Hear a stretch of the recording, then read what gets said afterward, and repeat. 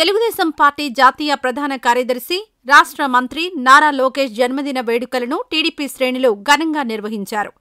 Large సెంటర్లోని Ambedkar విగ్రహం వద్ద కనపర్తి శ్రీనివాస్ ఆధ్వర్యంలో జరిగిన ఈ కార్యక్రమంలో వేమూరు ఎమ్మెల్యే నక్కా ఆనంద్ బాబుతో పాటు కూటమి నాయకులు పాల్గొన్నారు.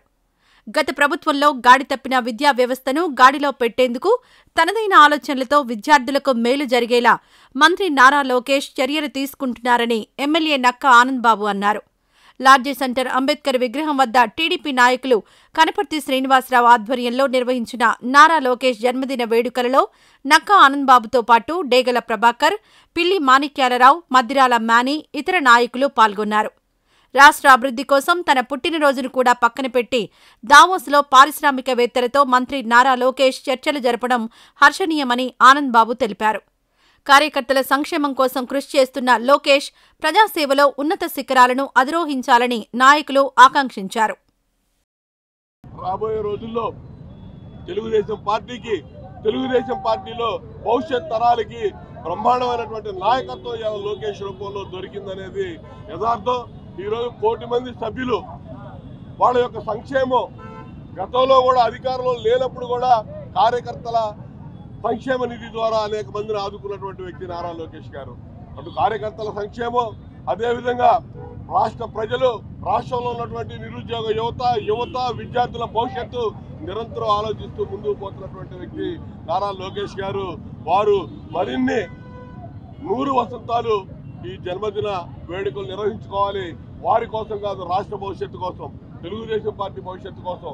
ఎన్టీ రామారావు గారు స్థాపించినటువంటి తెలుగుదేశం పార్టీ నారా చంద్రబాబు నాయుడు గారి నేతృత్వంలో అప్రతిహతంగా 43 సంవత్సరాల నుంచి ముందుకు సాగుతూ ఉంది. రాబోయే రోజుల్లో ఇదే వరవడిని ఎంతకంటే వేగంగా నారా లోకేష్ గారు తీసుకెళ్తాడనే ఒక భరోసా తెలుగుదేశం పార్టీ కార్యకర్తలకి, యువతరానికి నేడు వచ్చిందనేది యథార్థం.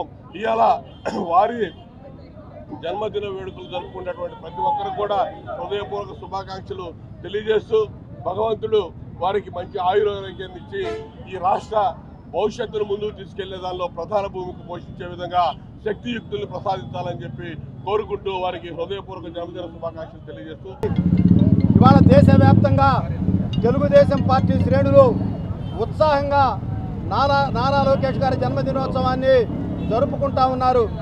మరి ఆ రోజు యువగళం పాదయాత్రలో రాష్ట్రంలో ఉన్నట్టు రాజారెడ్డి రాజ్యాంగాన్ని తుడిచిపెట్టి నేను అంబేద్కర్ రాజ్యాంగాన్ని సాధిస్తానని చెప్పాడు. కాబట్టి ఇవాళ ఆ మహనీయుడు అంబేద్కర్ విగ్రహం సాక్షిగా ఇవాళ నారా లోకేష్ గారి పుట్టినరోజు వేడుకలు ఇక్కడ జరపడం జరుగుతుంది. ఇవాళ మరి ఆయన దావోసులో ఈ రాష్ట్రానికి పెట్టుబడులు ఎలా తేవాలి, ఈ రాష్ట్రంలో యువతని ఏ విధంగా ముందుకు తీసుకెళ్లాలి అనే అంశం మీద విడివిడిగా అందరూ పారిశ్రామికవేత్తలతో చర్చలు జరుపుతూ ఉన్నారు. మరి ఇవాళ ఆ భగవంతుడు, ఆ దేవదేవుడు లోకేష్ గారికి సంపూర్ణ ఆయురారోగ్యాలతో పాటు మహోన్నతమైనటువంటి పదవికి, ఉద్యోన్నతికి, మహోన్నతమైనటువంటి పీఠానికి ఎదగాలని చెప్పి భవిష్యత్తులో మనస్ఫూర్తిగా కోరుకుంటూ ఈ విచ్చేసినటువంటి తెలుగుదేశం పార్టీ కార్యకర్తలకు, నాయకులందరికీ కూడా కృతజ్ఞత తెలియజేస్తా ఉన్నా. రాష్ట్రంలో ఉన్నటువంటి ప్రజలందరూ కూడా ఆలోచించాలి. ఒక రాక్షసుడు పరిపాలనలో రాష్ట్రం ఏ విధంగా విధ్వంసమైంది, ఒక దార్శనికుడు, కష్టపడేటువంటి నేత, యువనేత సొంత ఖర్చులకి, సొంత పండగలకి, పబ్బాలకు కూడా దూరంగా ఉండి ఏ విధంగా రాష్ట్ర అభివృద్ధి కోసం నిరంతరం పరితపిస్తూ ఉన్నాడో చూస్తూ ఉన్నారు. కాబట్టి రాష్ట్రం ఖచ్చితంగా లోకేష్ గారి నాయకత్వంలో, పెద్దల నాయకత్వంలో, కూటమి నాయకత్వంలో ఖచ్చితంగా పురోగతి సాధిస్తుందని మేము నమ్మకాన్ని వెలుబుస్తూ ఉన్నాం. ఈరోజు తెలుగుదేశం పార్టీ ప్రజలందరూ కూడా సంక్షేమం కానీ, అభివృద్ధి కానీ ఆనందదాయకంగా చేస్తున్నటువంటి ఇవాళ రాష్ట్రంలో ఎక్కడ చూసినా కానీ ప్రజలు ఆనందదాయకంగా ఉన్నారంటే అది తెలుగుదేశం పార్టీ వల్ల అయిద్దని చెప్పేసి ప్రతి ఒక్కరు కూడా ఇలా అనుకుంటూ ఉన్నారు. ఈరోజున ఏ పౌరుని కలిగించినా కానీ తెలుగుదేశం పార్టీ, నారా చంద్రబాబు నాయుడు గారు, నారా లోకేష్ గారి నాయకత్వంలోనే ఈ రాష్ట్రం అభివృద్ధి చెందిద్దని ప్రతి ఒక్కరు కూడా అనుకుంటున్నారు. అటువంటి మా యువనేత ఈ రోజున జన్మదినం సందర్భంగా మీ అందరం కూడా, మా అందరికి కూడా పండగ వాతావరణం.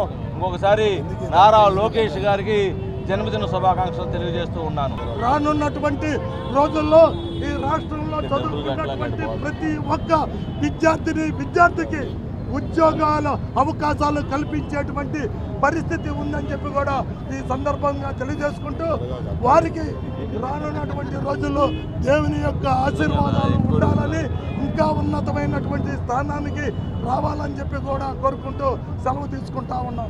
ఈ వీడియో నచ్చితే లైక్ చేయండి. అలాగే మా ఛానల్ ని ఫస్ట్ టైం కనుక చూస్తున్నట్టయితే ఇప్పుడే సబ్స్క్రైబ్ చేసుకుని పక్కనే ఉన్న గంట సింబల్ ని యాక్టివేట్ చేసుకోండి. అప్పుడే మేము పెట్టే ప్రతి వీడియో మీకు నోటిఫికేషన్ గా వస్తుంది. అలాగే ఈ వీడియో పూర్తిగా చూసినందుకు ధన్యవాదాలు.